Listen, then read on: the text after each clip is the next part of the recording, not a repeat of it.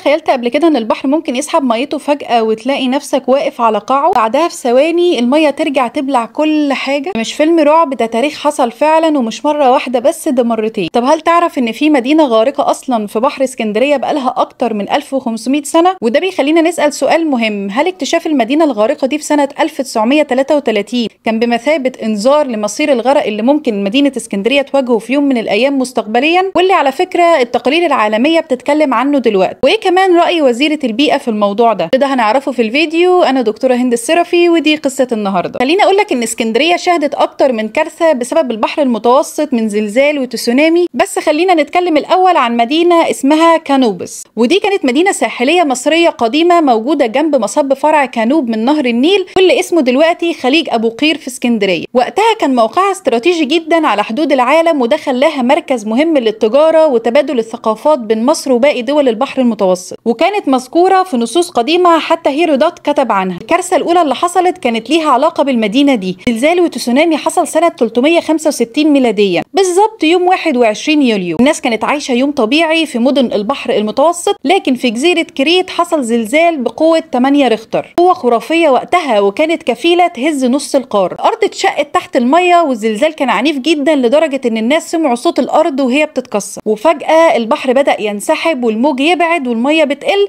والشط بيوسع والناس مش فاهمة. أطفال بتجري وصيادين نزلوا يلموا السمك اللي ظهر على الأرض، والسفن اتحشرت في الوحل. وفجأة وبدون أي سابق إنذار تسونامي قاتل بيرجع بارتفاع 12 متر، يعني تقريبا حوالي عمارة 4 أو 5 أدوار. موجة عملاقة أسرع من الجري اللي بيجريه أي حد وأعلى من أي بيت، فرق وضرب الإسكندرية وسواحل مصر كلها. البيوت اتكسرت، المراكب دخلت بيوت الناس، الشوارع اختفت، والمدينة بلعتها المية حرفيا. المعابد، القصور، المينا، كل ده اتغطى تحت البحر. طب هل دي بس الكارثة الوحيدة اللي حصلت؟ عايزة أقولك إن في كارثة تانية حصلت، زلزال وتسونامي سنة 1303 ميلادية. مرت السنين والناس نسيت، لكن البحر ما بينساش. سنة 1303 ميلاديا الأرض بدأت تتهز من جديد. زلزال عنيف قوته 7.5 ريختر تقريبا، مركزه في شرق المتوسط برضه، غالبا جزيرة كريت. الزلزال ده ما كانش محلي، ده ضرب كل شرق المتوسط، مصر، الشام، ليبيا، تونس، لكن مين اللي دفع الثمن الأكبر؟ كالعادة اسكندرية. المشهد اتكرر تاني، البحر انسحب من تاني، الناس اتجمعت تبص في رعب، والمراكب اتحبست في الأرض. بعدها موجة تسونامي ارتفاعها 9 متر ضربت المدينة بكل عنف،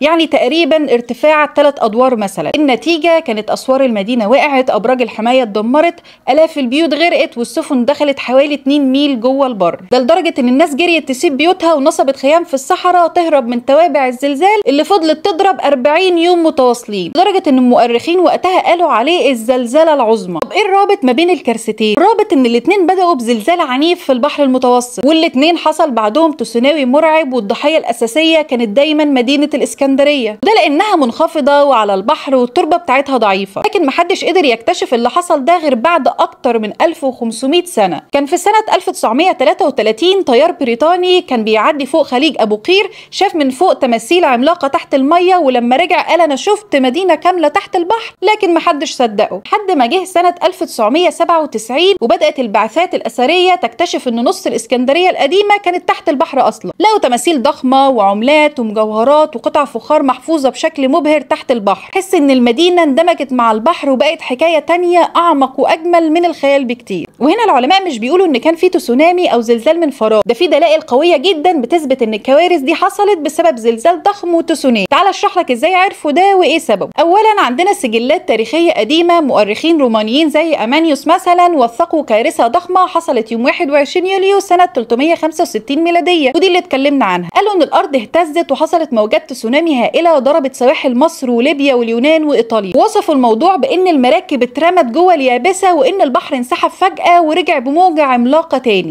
تاني حاجة عندنا الأبحاث الجيولوجية، تم رصد تشوهات في طبقات الأرض تحت المية قدام سواحل أبو قير، اللي بتدل على نشاط زلزالي ضخم في الزمن ده. الأرض أصلا اللي كانت مبنية المدينة عليها كانت غير مستقرة جيولوجيا. ثالث حاجة عندنا الآثار الغارقة نفسها، تماثيل، أعمدة، معابد كاملة لقوها مقلوبة ومتكسرة تحت البحر، وده ما ينفعش يحصل إلا بسبب حدث عنيف زي الزلزال مثلا أو التسونامي. السؤال الخطير دلوقتي، كارثة حصلت مرة سنة 365 وبعدها ب 938 سنة بس حصلت كارثة تانية سنة 1303 وعدى على الكارثة التانية دي حوالي 722 سنة. يعني بالنسبة لينا في 2025 ممكن تكون الكارثة الثالثة قربت. اليونسكو قالت ان في احتمال بنسبة 100% ان تسونامي جديد يضرب سواحل البحر المتوسط خلال ال 30 سنة الجاية، احتمال كبير جدا يوصل لاسكندرية. بس عايزة اقول لك ان الكارثة الجاية شكلها مش هتيجي لوحدها. عندنا الاحتباس الحراري بيرفع منسوب البحر والبحر بياكل في السواحل، عندنا اطنان من الجليد بتسيح كل سنة وارتفاع منسوب البحر بيزيد. في تقارير ودراسات دولية بتحذر بشدة من خطر غرق اجزاء من مدينة اسكندرية قبل سنة 2100، سواء بقى بسبب ارتفاع منسوب سطح البحر، هبوط الارض الطبيعي، التغير المناخي العالمي، وده مش مجرد تخمين، ده في تقارير علمية من منظمات دولية زي الامم المتحدة والهيئة الحكومية الدولية المعنية بتغيير المناخ IPCC، كمان من وزارة البيئة المصرية نفسها. وخلينا دلوقتي نشوف التقارير الاهم اللي بتتكلم عن غرق اسكندرية. عندنا اول حاجة تقرير الامم المتحدة، برنامج الامم المتحدة الانمائي UNDP نشر وتحدث بصراحة عن ان الاسكندرية من اكتر المدن في العالم عرضة للغرق نتيجة ارتفاع منسوب البحر بحلول عام 2100. والتقرير توقع ان ارتفاع البحر بمقدار نص متر فقط ممكن يؤدي لغرق 30% من مساحة اسكندرية وتشريد مئات الالاف وخسائر اقتصادية ضخمة. عندنا كمان تقرير الهيئة الحكومية الدولية لتغيير المناخ IPCC.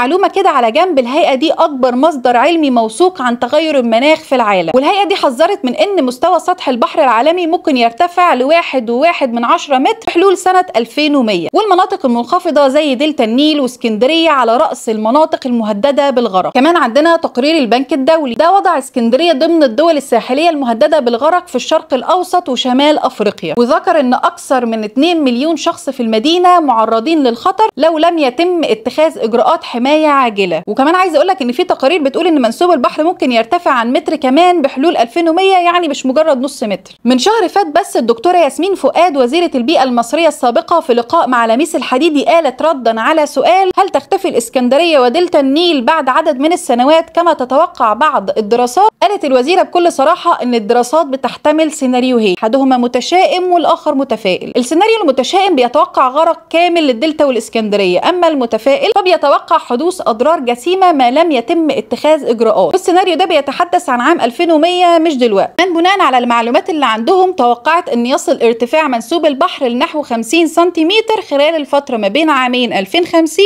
و2100، وده وصفته بالرقم الخطير، يعني مش مجرد 50 سنتي فاحنا نستقل بده، ده بيستدعي الاستعداد الجاد لانه بيؤدي الغرق كامل للإسكندرية والدلتا، والدولة بتستعد للسيناريو المتشائم ببناء 16 مدينة جديدة في الصحراء وبلوكات على البحر والكثير من الإجراءات. وقالت كمان ان مش بس اسكندرية اللي هتتأثر، ده كفر الشيخ، دمياط، رشيد، البحيرة وغيرهم، وان احنا بنحاول نتكيف ونقلل الاضرار لكن ما نقدرش نمنع الكوارث الطبيعيه. ونيجي هنا في الحلقه للسؤال الاخطر، هل الاحتباس الحراري وذوبان الجليد والتلوث اللي في كل مكان ومشروع هارب ممكن يسرع من حدوث الكارثه قبل سنه 2100؟ عايزه اقول لك ان في بركان اسمه كولومبو بيطلق عليه وحش البحر المتوسط، الخبراء متوقعين ثورانه في ال150 سنه الجايين، ده لوحده يعمل تسونامي ويأثر على دول كتيره جدا. طب فكره الكلام اللي طالع ان احنا داخلين على دوره مناخيه بارده والجو هيبقى كويس وهنرجع زي الاول، هل الكلام ده صح ولا لا؟